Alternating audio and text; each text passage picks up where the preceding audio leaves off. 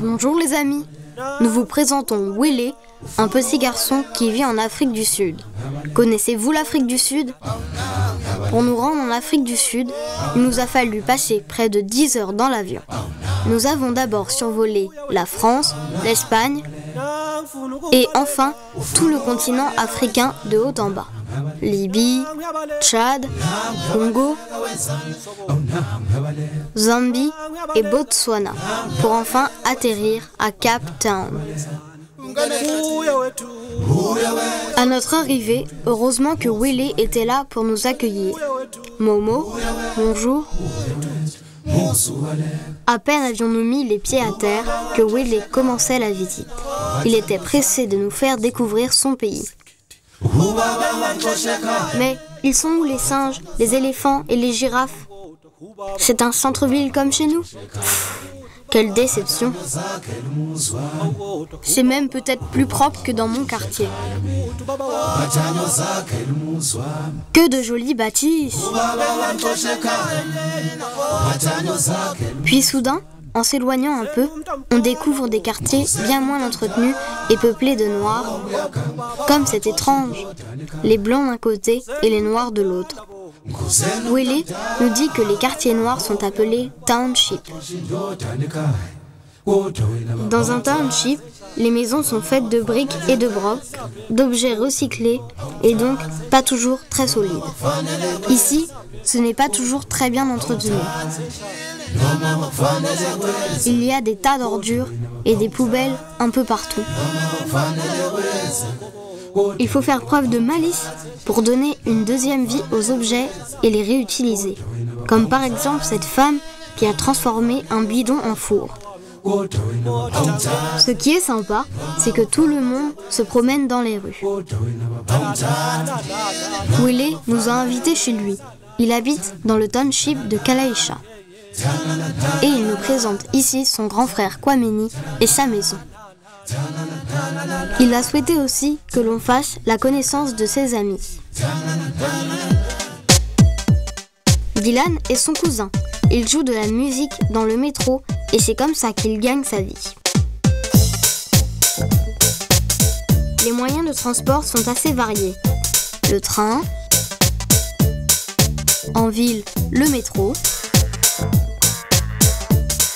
le bus. Les bus ne fonctionnent pas comme chez nous. Ils partent une fois que le bus est plein, pas avant. Il faut parfois attendre très longtemps avant de démarrer. Monique, c'est la voisine de Wele. Elle a une famille nombreuse et ça lui prend beaucoup de temps. Heureusement que tout le monde participe aux tâches quotidiennes. Ses filles font la lessive ou passent le balai. Voici la chambre de Wele et Kwameni. Elle est petite, mais ils passent la plupart de leur temps dehors. Le soir, avant d'aller au lit, la famille se réunit pour dîner et regarder un peu la télé. Avant d'aller à l'école, il faut se laver les dents.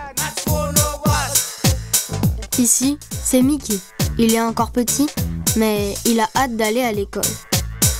Le matin, la maman de Wele et de Kwameni les accompagne à l'école avant d'aller à son travail. Elle est responsable d'une crèche. Tous les élèves portent un uniforme.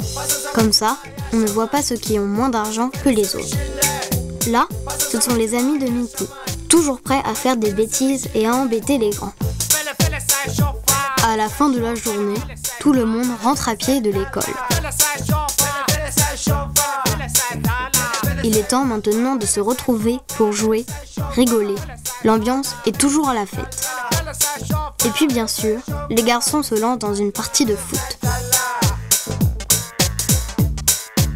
Ça, c'est Maggie, l'épicière du quartier chez qui tout le monde va faire ses courses.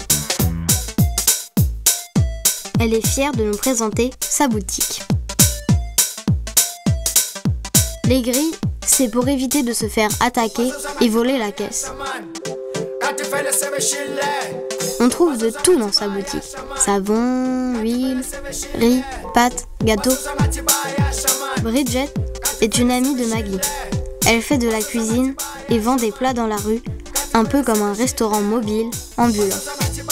D'ailleurs, on trouve de tout dans la rue. En plus des magasins comme celui de Maggie, on achète la plupart de la nourriture sur le trottoir. Les marchands aménagent des petites échoppes selon leur goût. Elle, c'est la dame à qui Willie achète les bonbons en sortant de l'école.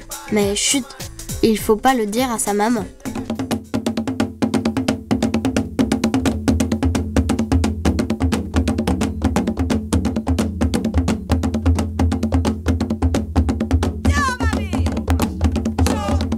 J'ai des copains zoulous. C'est une ethnie. C'est un peu comme chez nous, les Normands, les Bretons, les Ch'tis. Ainsi, ces femmes se sont maquillées le visage. D'abord pour se protéger du soleil et en plus, ça marque leur appartenance à une ethnie. Chaque ethnie a ses propres traditions. Les Zoulous sont spécialisés dans l'artisanat des perles. Ils fabriquent beaucoup de bijoux, bracelets, colliers à partir de perles.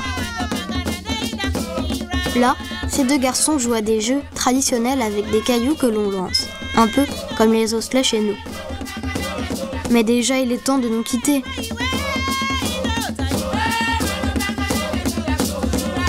Avec tous mes amis, on vous dit Amba Kukule, ce qui veut dire au revoir dans la langue Xhosa.